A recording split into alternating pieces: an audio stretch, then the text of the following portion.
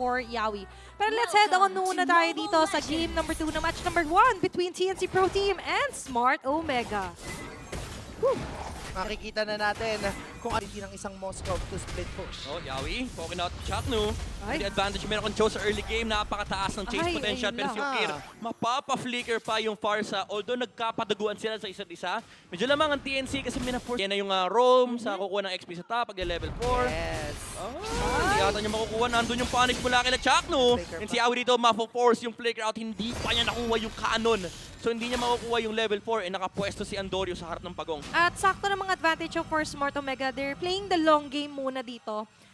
Instead na nakikita natin talaga na go dito sila Okir. Instead, they're just waiting sakto. Ito pagka-ulti niya or pagka-level 4 niya, magkaka-ulti na siya.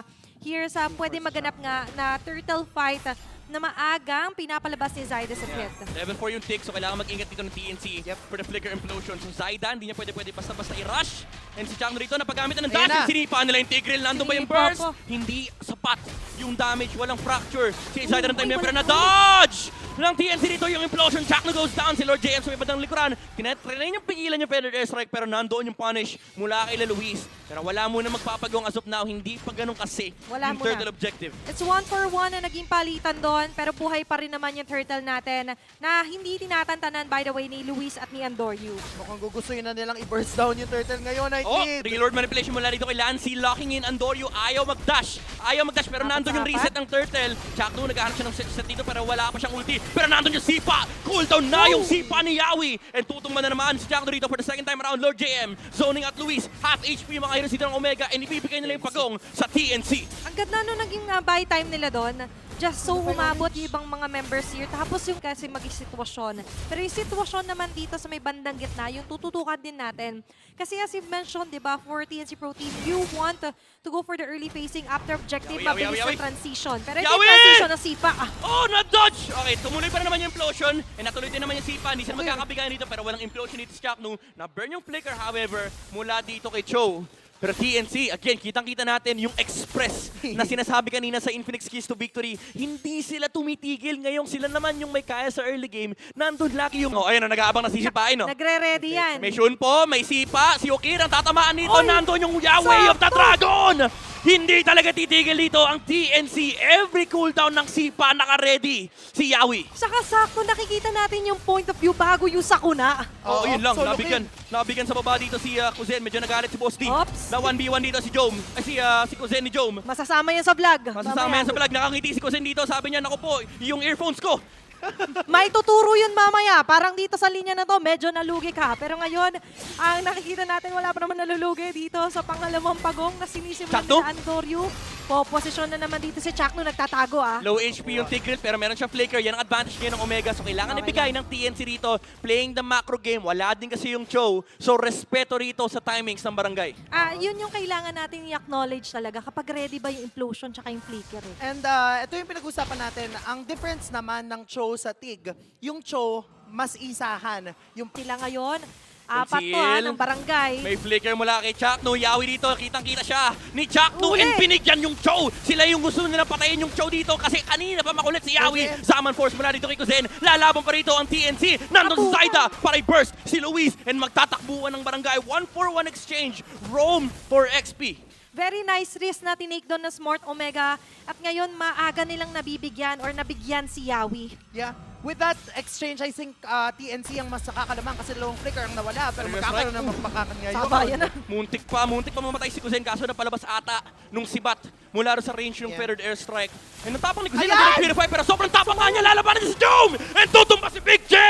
And TNC still riding the momentum na meron sila. Hindi pa sila tapos, nandito si Yawi, meron siyang Sipa, nag-aabang siya ng potential target. Nasa harap sila ng purple ni Andoryu. Ang daming kailangan tignan ng Sipa din. Ang tanong, sinong mauunang kumalabit?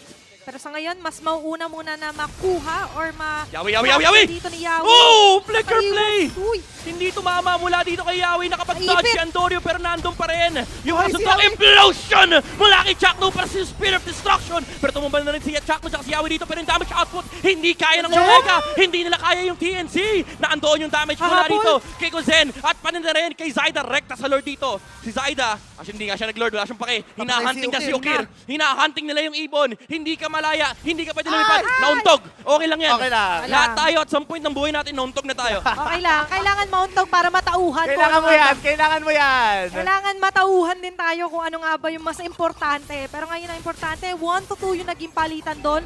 Sumobra, sasabihin natin advantage of fire sa TNC. A free Lord on the hands of Zaida. And so far, kung papansin, Awi kanina, yung damage ni Kuzen at pala na rin ni Implosion? Zaida, pero nandun yung implosion ni Chakno, tinulak niya si Lord JM. Ang kunat nun na heart ni Chakno. Hindi nila napatay. Half HP pa si Lord JM. Papasok lang sa... Kasa, op, Chakno ate masisipan Ayun. din. Nandun yung si Bat. And Nahuli. mapapunish dito si Yawi. Tutumba yung Cho, pero nandun yung reload manipulation. Naipat si Chakno. Nandun yung fracture and tutumba na yung Tigril. Hindi man lang siya nakapagkasaan ng implosion. And nakatingin si Kuzen. Sabi niya nakikita ko na yung Zaman Force, kaso nakaharang dito si Luis at pati na rin si Jom. So hindi yung news ng pangungulit kasi ni Yahweh sobrang malaking bagay. Hindi pwede mag-waiver yan. Kasi once na may makaligtaan lang na Uy. isang bush dito si Yahweh, Uy. that might be the end. At nagkikita Bestie. dito ang besties, ha? Sabi ni Yawi, kanina pa kita pinapana dito ha. Nandiyan Hindi ka baka pala, di ka ha? pa matuto ha. Baka masipa dito si Chakno.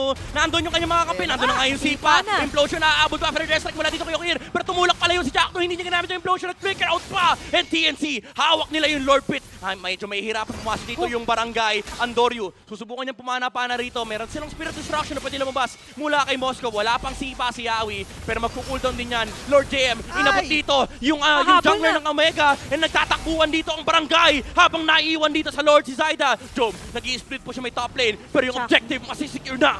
Grabe, no? Ang ganda nung long shot dito for TNC Pro Team.